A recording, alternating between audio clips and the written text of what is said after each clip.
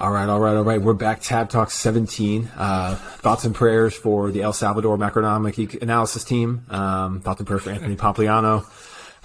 James with the exposed brick in that Midtown penthouse. You know what I'm saying? We see you out there in New York life. All the Omis out there. The number is 1-800-273-8255. Like we learned from Logic. So if you're thinking about suicide, oh man, this is not the moment. Content team, Alpha Squad. Wellness boys, 200 grams of protein a day. What's good? What's good, brothers? Every time before we start, I look forward to what random shit is going to roll off your tongue in the intro. Well, the best is I didn't see the suicide prevention hotline coming tonight. People like one of the 4 people listen to this, but the 4 people that listen to this are always asking me questions like, "Oh, do you guys prepare and stuff?" And it's like, well, we pick tab to start the week randomly, and then right at the end, like it's all just like a smash and grab, just like go make it happen. So yeah, no clue what Oren's going to go into there. I got to check my Olympics out right quick though. No, don't do it. And while we're on that note, speaking of, this is such a bad idea. It was $80. It was $80 the other day when I looked at right it. now, Oren. It's 66. There's like I see people in the comments on the threads being like, "There's no way this doesn't go to $1," and I was like, one thing we do, I do want to say though, it's near the backing price. So really, like I feel like the backing's at $59. We're at 66. Yeah, but the backing is dependent on like the price of Bitcoin. Of everything. Of assets in the vault that are all like in free fall. Yeah. Well, listen, holders hold. Yeah, much like El Salvador, like there's some issues out there. I did want to bring up. I saw a thread, or just a tweet. I don't know who had it, but they were like, "Hey, really, the goal isn't 10K. The goal is 30K. Like that's the amount of money that you actually need to like have a nice house and then do literally whatever you want, like have whatever cars you want on payments, go wherever you are."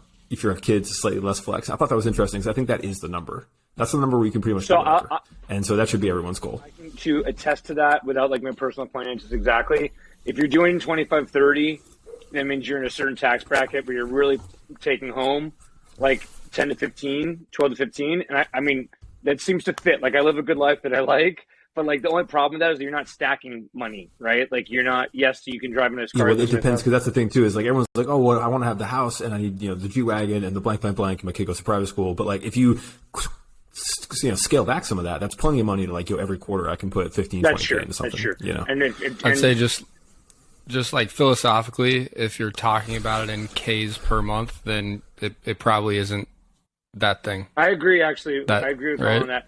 Because here's the thing is that like I know that the Ks per month mindset comes from like a freelancer or independent contractor mindset, which is like money Twitter, the aspirational freelancer independent contractor of money Twitter. But my point is like no one else in the world thinks like in Ks per month. Like when you pay someone, it's just a factor of goal setting though, right? Like, sure. You need to have something with you want to kind of set off there, and it's like it becomes easy enough, and it's like because then you can go to like, okay, well, X amount in passive income, sure, or X amount in blank. Really comes down to what that number is. Sure.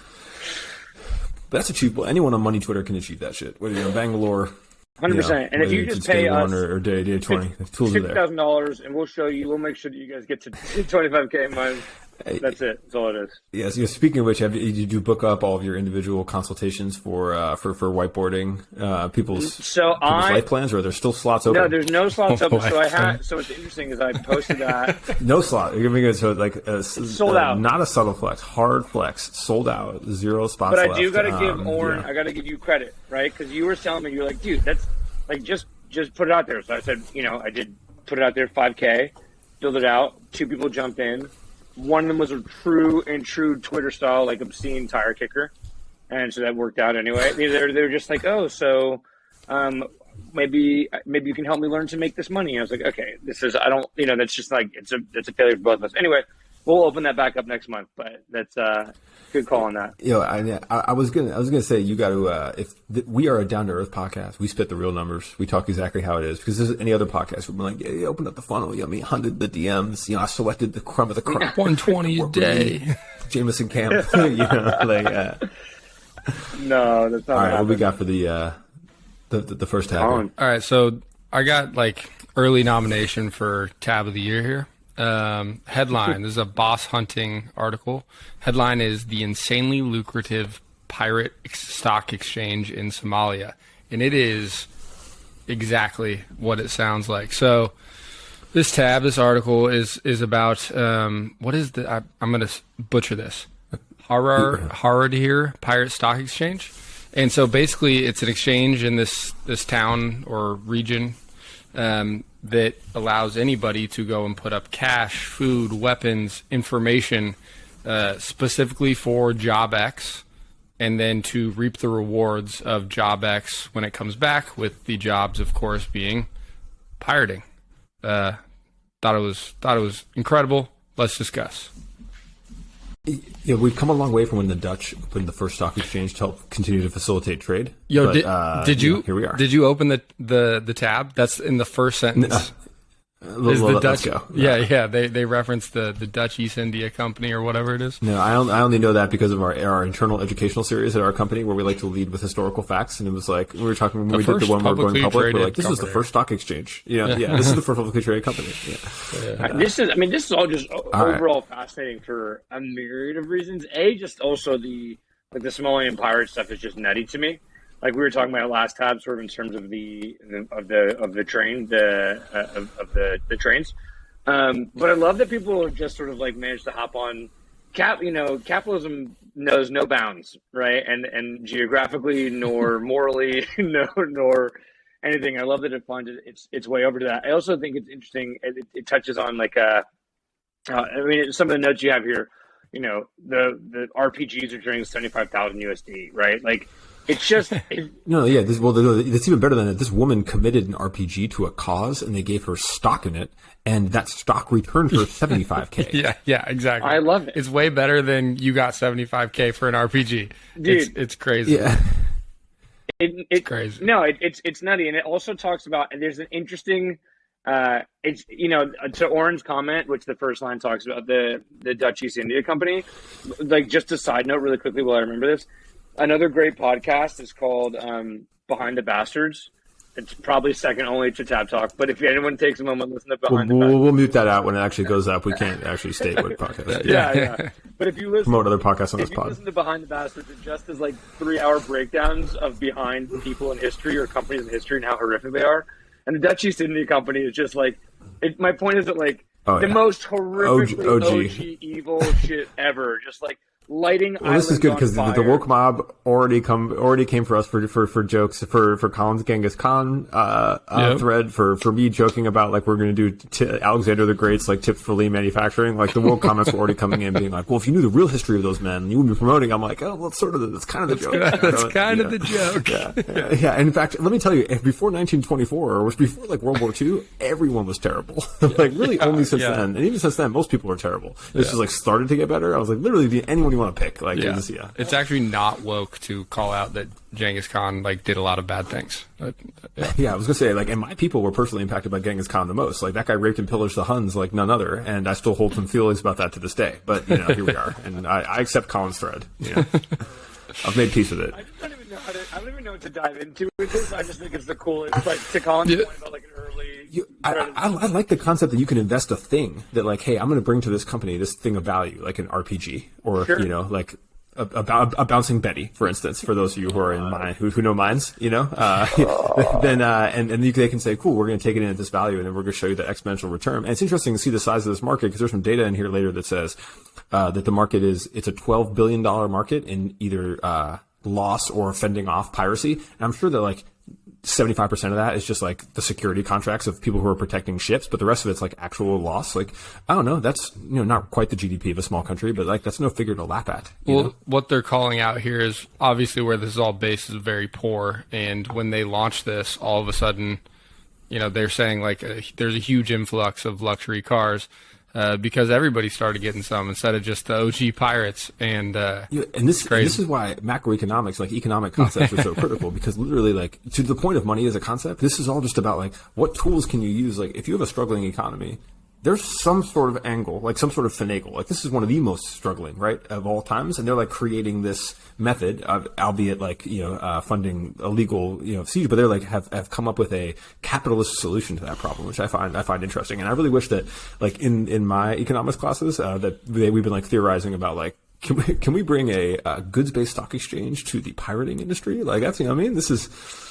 It's like where psychedelics and economics collide. Can we do? Is psychedelicEconomics.com taken, or is that our attempt at .xyz is available, so it's perfect for like a Web3 play. I don't know if you guys saw that. It says that the piracy caused $12 billion in economic rise of goods from like a macroeconomic perspective, right? Every year.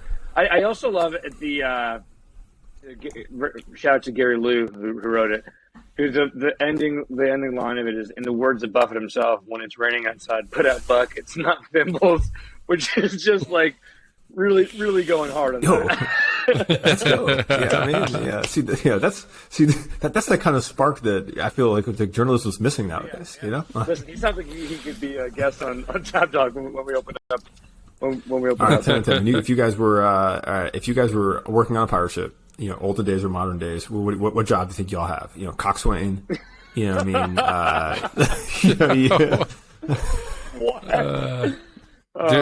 Can you pull up like an org chart of a typical pirate ship?